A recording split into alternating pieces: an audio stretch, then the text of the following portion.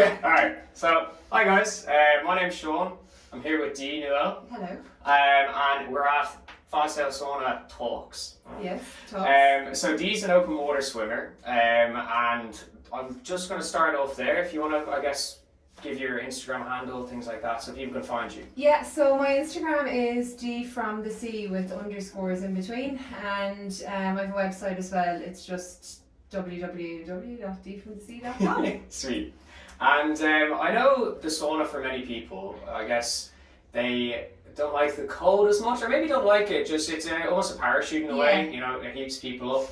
I know you sort of embrace the cold, and if anyway sort of search for it, is that something you've, I guess, always liked, or maybe you just become quite tolerable with it? It's something that I would say had to grow on me. So like when I started swimming, so I would have swam when I was younger, in a pool, and every summer we wouldn't have had pool training, so I just swam at Blackrock in Galway. And yeah, I never had a wetsuit back then because we didn't have wetsuits, and you know, the cold was never really that much of a thing. But as I got into triathlon, you had to wear a wetsuit for swims. So I was all about, you know, I couldn't imagine doing a longer swim without a wetsuit. It was just part of the kit. I always thought a wetsuit was a pain in the ass. Your full length one? Yeah. Well, my first ever triathlon, I wore a short sleeve shorty that was designed for scuba diving. It was like a 1.5 mil. It was a disaster. It was just what I had, so I went with it. But yeah, so I after that it was got a proper full length wetsuit, and I thought that was the only way you would open water swim. People swim in skins, like, which is your swimsuit. I was like, you couldn't go very far like that. Yeah. But then I suppose I kind of had just one swim one day where I didn't wear my wetsuit, and I felt so much freer. I felt way more connected, because like when I started open water swimming, like a lot of people talk about jellyfish and what's in the sea and all that now, whereas I'm like, I was that person. People think, oh Dee, you're great, you do all this stuff, and it's like, but I was that person. It's further into my past than it's in people's present now. Like when I started swimming, I was afraid to put my face in the water, and it's because of jellyfish and things it's the fear of the unknown, because I did a lot of scuba diving, so I was very comfortable being under the water in my scuba gear. But I think it's because when you're on the surface, I suppose you don't have such a range of a view of what you can see, and it just freaks you out. It's definitely a fear of the unknown more than anything else. But yeah, like, cause that first triathlon I didn't do any open water training. I just thought, well, I was really cocky, like I was young and I was a cadet at the time, and I was like, well, I'm really fit, and like I'm a great swimmer, but I was nearly last coming out of the water, and like that's what I would have expected to have been my best element of the triathlon, and I was like traumatized. It was in the river in Galway, going in at Dangan there near the college, and it was just dark and it was horrible. So I've come a long way from that, but like the kind of thing I say to everyone is like, that's totally normal, and they do look at me and they're like, no, it's not. Like, it's easy for you to say, and it's like, it's just experience. You build up. Like, it's easy for me to say now, but like go back a few years, because one of my friends, she really struggles with the jellyfish, so she'd actually swim skins in the winter and wear a wetsuit in the summer, because and we went through the whole, you know, being afraid to put your face in the water and that, but it's something you just get used to. So the cold then for me, I suppose, to get back to the point. So I started doing longer swims and in skins, and because like a lot of open water swimmers, they're heavier set people, and I find it a bit harder to put extra weight on. I kind of have a comfortable layer of extra weight to keep me warmer, but like I always had it in my head that I needed more to be warmer, but just that didn't happen for me. So I suppose I tried to train my body to be more cold than it, you know, to be able to tolerate more cold than it needed to be. So the cold was my main fear for the English Channel swim. Very impressive, by the way. Yeah, but like the thing is, the water temperature there was 17, 18 degrees, so it's way warmer than what we have here, you know? Still very impressive. But the thing is, so I suppose that's how I got into ice swimming, it was like, if I can do a short distance in a much colder water temperature, I'll be grand, and I'm all about having things in the back pocket, you know, like if you've an ice kilometer in the back pocket, like You can do anything. exactly, yeah, exactly, and even like it might. I mean that sounds like incredible to even fathom trying to do a ice swim. Yeah. I saw the video of you going through literal ice. Yeah. Very impressive. Yeah. But how long was the English Channel swim? So it's 21 miles in a straight line. A lot of people work out what their actual distance covered is because you do an S shape because of the tides. I haven't done that because I suppose it was pretty long. It was a spring tide. I haven't gone and worked out exactly the distance because the tide is pushing you and it's pulling you down. So I think the straight line distance is what you go with, 21 miles. That's and how long did that take you? just under 15 hours. Yeah, so around you... this time last year I was here waiting to go. Wow. And did you just go straight? Yeah. And no breaks? No. Wow. No. You do that. Yeah. The longest sort of, if I was to, I guess, relate with you, I've done a bit of like road cycling. Yeah. But I mean, the most I've done in a singular day was like, I'd say 115 miles. Yeah. But that, like, if you have a decent pace and a decent group, like 8 hours maybe, and like, you probably actually less. But we take breaks, you know. Yeah. We stop for lunch. There's a lot of water breaks, things like that. Even though you can drink and stuff while you're cycling, but that's incredible. That's something that wow. Yeah. I don't think I'll be able to do something like that. You would though. Like the thing is, a lot of people. It's a lot of training. I imagine, Yeah. So and that's the thing. I definitely look back on it all at rose-tinted glasses, and I'm like, it was wonderful. It was amazing. But I was doing some running last month, and it reminded me. I was trying to run every day, and it was the 5 kilometer stuff, isn't it? No, I did like so. I started with 1 kilometer, then 2 kilometers, 3 kilometers, and that's a good way to do it. Don't jump straight in and hurt yourself like myself. Yeah. Well, I did because I ended up like on day 15. I was like, I'm not able for this, so like it ended on day 15. But it brought me back to when I was training for the channel and just the tiredness, the constant tiredness, and trying to balance work and training and everything else. So I kind of had a program of doing back-to-back long swims every weekend. So that would have started. I started in April, like at the end of March, start of April. I was away in Mallorca for a week, so I would have done my 6 hour. Yeah. So but the thing is, like, it's like, oh, lovely, but it's still like training. swimming here now, so it's before the season kicks in, so the water temperature is around 14 degrees. So you have to do your 6 hour qualifier below 16 degrees for the English Channel. So I had to do that. But like that, loads of jellyfish. It's not a pleasant experience, but it's great because you have a great bunch of people. You're learning tips, and one of my friends who was supposed to be on my boat had come with me purely just to learn the best way to feed me and to know and be really on top for a game for all that. But she didn't end up on the boat with me because we got so delayed in taking off. But so that's when it started. And then after that, because when coming home to Ireland then after Mallorca, the water was still under 10 degrees. And like it took ages for the water to get above 10 degrees that winter or that kind of summer. So I was meant to do a 10-hour swim in Carlingford at the end of May, but I got I was an hour and a half in, and I was like, my hips are not working, there's something wrong. So I lasted 4.5 hours, and then I got out. And I didn't really get down about it. I didn't think, oh God, this is awful, but I really wanted to have a 10-hour swim done.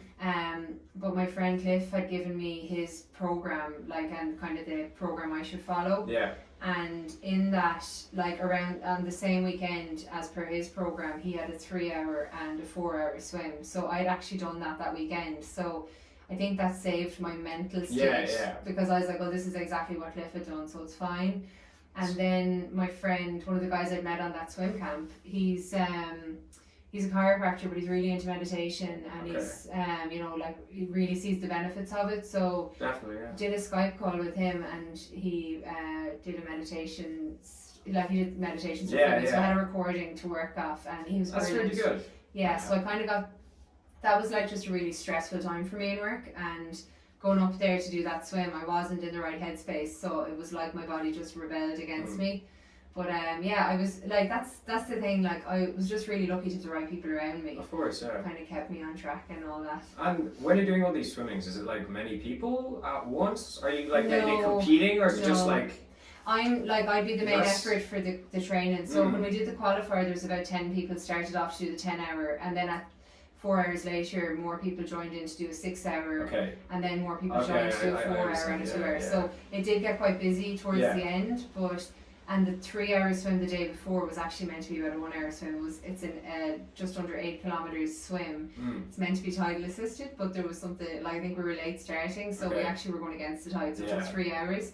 But yeah, so that would have been a busy one. But like the other swims, like any of my planned training swims, I was the main effort. People might have gotten in and done a half an hour with me, but predominantly I had people just on a paddle board or on the shoreline getting my drink ready. So I didn't have to focus on feeding myself. All I had to do was swim. Swim. Yeah. Very much like, do people talk to you, try to keep you engaged, or is it just you're fully focused on? I'm really bad at talking to people. I can imagine you're in the water trying to swim. That's the thing, like I've done swims and people try to talk to me from the boat and I'm like, yeah, what? And especially if there's a current, because if you stop to have a chat, you're just getting pushed back and it's a waste of your effort. Especially if you're trying to get somewhere. It's fine if you're just doing loops and you're just passing time.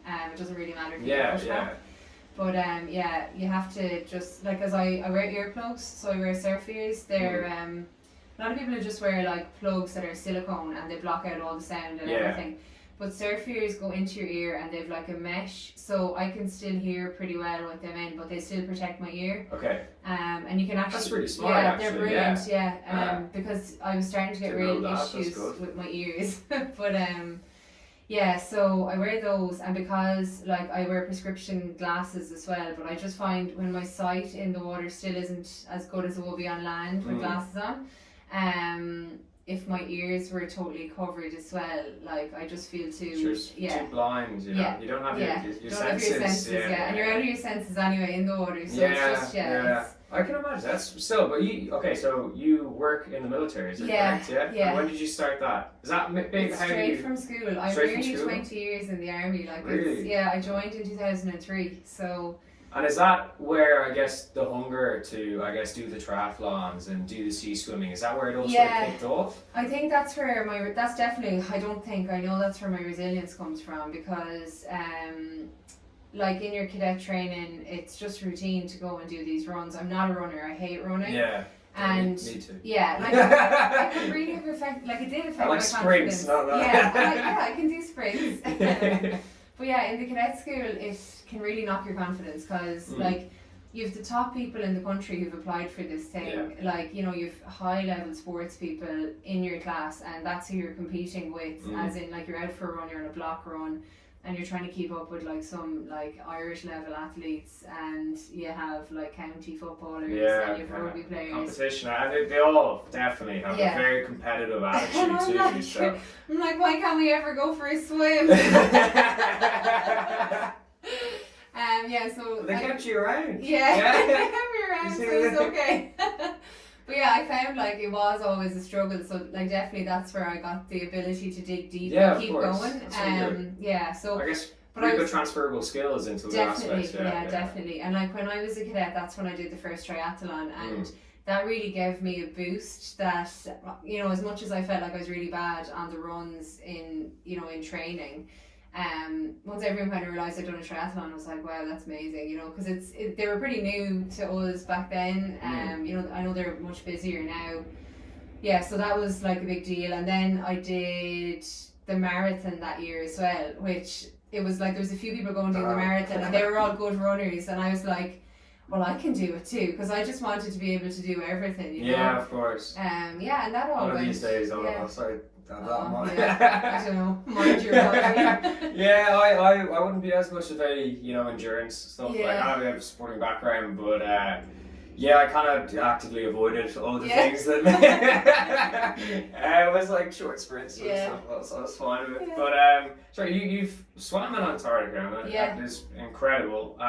But is there any other spectacular places that you've swam in, or maybe you want to visit one day? Yeah, so another spectacular swim that I've done that I didn't think it wasn't really on my radar. I was going doing it because my friend Andrea, who was supposed to be on the boat with me, it was a swim she really wanted to do, but then when I got there I was like, yeah, this is unreal. So It's a shorter swim. It's in South Africa from Cape Town, or from Robben Island to Cape Town. So it's like escaping Robben Island.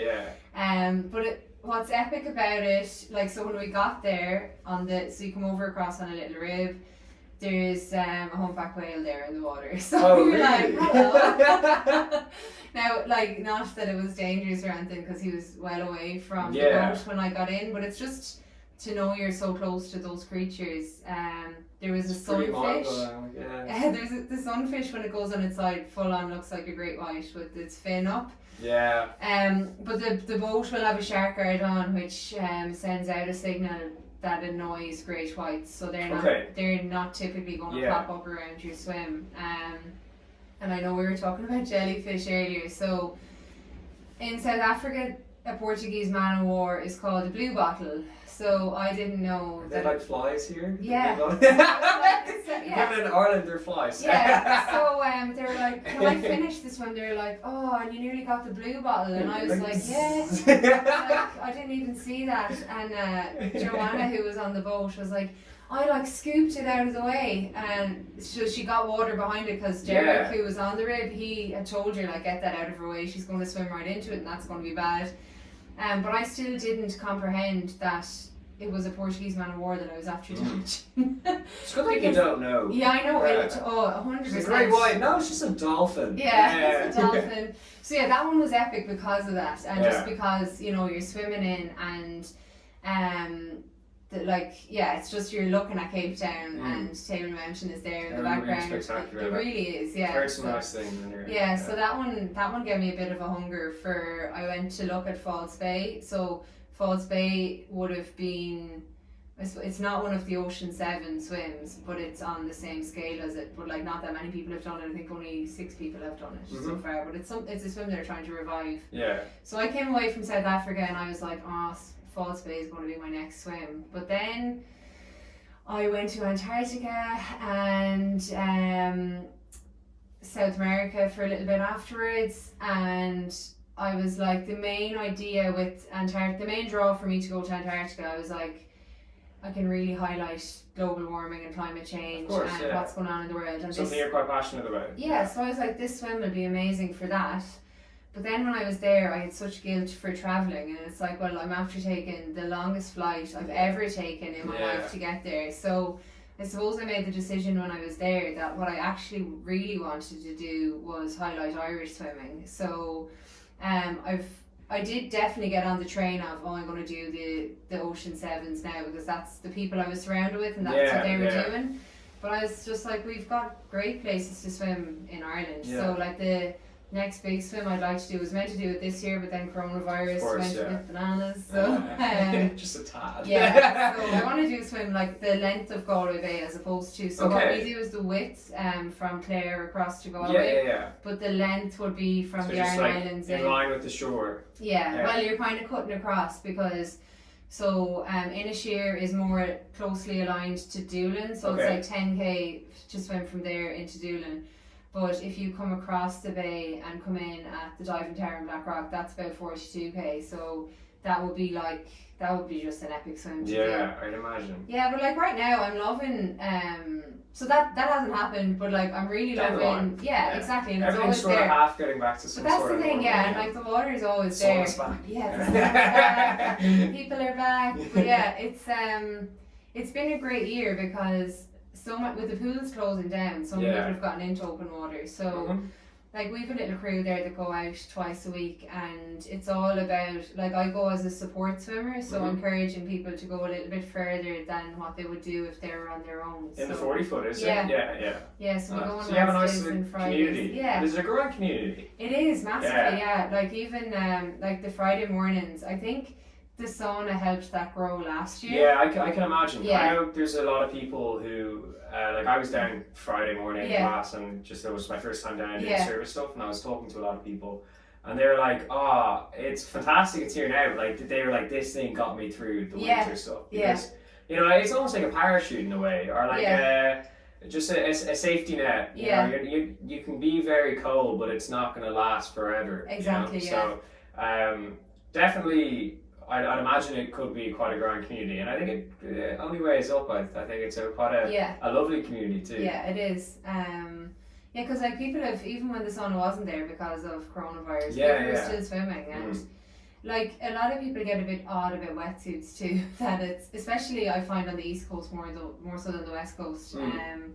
I suppose because the Leinster Open Sea Swim League, that is the East Coast Swim League, that is no wetsuits are permitted. So a lot of people. Is there a reason for that, or are they just being stubborn? No, I think it's just old school. It's the sport that it is, because the English Channel is no wetsuits, and everyone kind of goes back to English Channel rules. It's kind of the go-to, and they are totally different. Like I mean, obviously, it would give you, I guess, less mobility but more heat.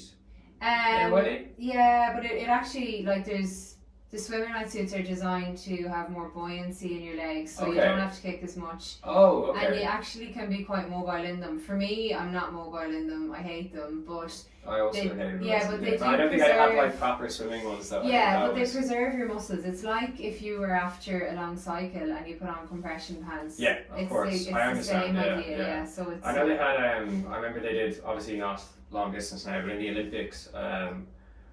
Maybe it was like 2008, and they had like the fast skins. And they were like flying through the water. Everyone was like, no, take them off. Give us back those records.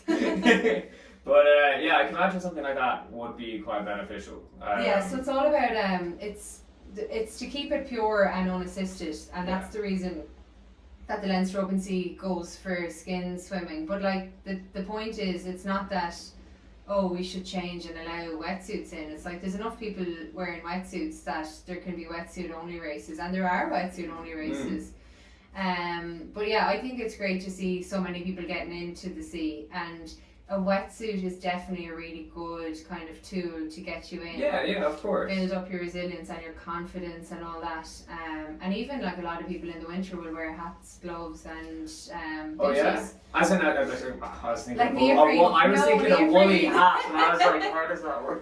Well, people wear woolly hats too. If you don't dunk your head. Yeah. I can't get in, so I wouldn't be too, I guess, acclimatized to cold water. Though I've done like a fair amount of sailing. The goal is to not go in the water, to stay out of it. So I mean, splashes, but like full submersion. But I just have to I have to dive in. I like just dunk the head straight away. Yeah, I'm a slow. No, I can't. When people like go to the steps and they step in, I'm like, how do you do that? How do you do that? No, and I've been getting it. Like I've swam like nearly every day for the last, just in either the Vico or the 40 foot, something like that, and trying to get more into it. I know I'm definitely one of many people who are seasonal at best, but given all this situation, I think I'm going to try. As I said, it's a tool. It's a tool. Every time, you know. So the thing is, you might go until August one year, and then the next year you're like, oh, well, actually, I think I could go into September. Yeah. And it's when you find people as well. There's a community. Yeah, because like if people continue to go, and like you might only dip in for a few minutes. Like the girls, like us doing the boys club now, that probably won't go. That probably won't go all through. Like it'll go all through winter, but we won't do the same distance all through winter. And it wouldn't be advisable either. So like if I was in the water, and got really cold, it's not advisable for me to come up and get straight into the sauna because it's too much of a difference. So you'd have to kind of warm yourself up a little bit, like get dried off and move around a bit and start to be like coming around and feeling yourself again before getting into the sauna. So you wouldn't want to go like I understand. Definitely not. But like the thing is, it never gets that cold. It's kind of 8 degrees is fine, but just not to spend so long in that you're really really cold. Kind of borderline hypothermia. So that's when you need to, if you're into your Wim Hof, do your horse dance and all that before you get in. I know the result when, again, this is relating back to like sailing, and if you do submerge yourself or spend a significant time in the water, it was like the showers start with like the coldest thing. Exactly. You get into the coldest thing and it feels really hot. And then obviously work your way up. That happened to me last year. So we did a swim from Killiney to Bray. The water was under 12 degrees for the whole way. So we swam to Bray Head and then we swam back into the harbour, and the sailing club had allowed us in. There was 4 of us swimming, so the sailing club allowed us in to have showers. Yeah. So I thought I was fine. I didn't feel cold. Got into the shower and my legs went black. Now I didn't even get into a hot shower. It was a warm shower. Yeah. But that's what happens. It's Yeah. you get the blood pooling and all that. So you just have to be so conscious of it. And that's me, an experienced Yeah, person. yeah. And I've seen people do recoveries from ice swimming, so I'm aware of it. But yet I was like, just jumping into the shower. Yeah, it was just a little lapse of judgment, because I felt you know? fine, Yeah. And I did it again this year when I got I had a pool out the back of the house, and I was in it messing, taking underwater pictures and all this, and then I was like, oh, I'm just going to go in and have a shower, and again, the pool, and it's the second time, like, and it's it's only those 2 times it's happened to me, and both times I felt fine, so you just have to be a bit careful. Warm up slowly. Yeah, of course. Yeah. Well, I think this is fantastic talk. Yeah, I actually really like this. Yeah. But I know you're a new ambassador to Fad Saoil, and I see many people, I guess, would like to get into more of a sea swimming. Would you say the sauna itself would be like a decent tool, I guess, to use? Yeah, because you're totally distracted from, if you go to the 40 foot to get into the sauna, you're not going for a swim, so it's not as daunting. And you get into the sauna first, and then you'll go down, you'll dip into the water, and it's literally only the dip in between the saunas. So you hear that? Yeah, it's not a big deal for people.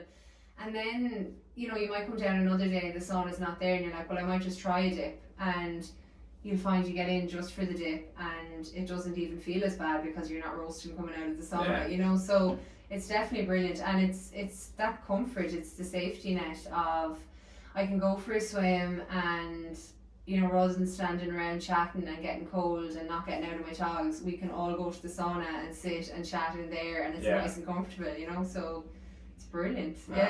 Well, Dee, an absolute pleasure. Yeah, thanks for talking to me. And I just want to end off saying, well, thank you very much for listening or watching, and Fad Saoil. Fad Saoil.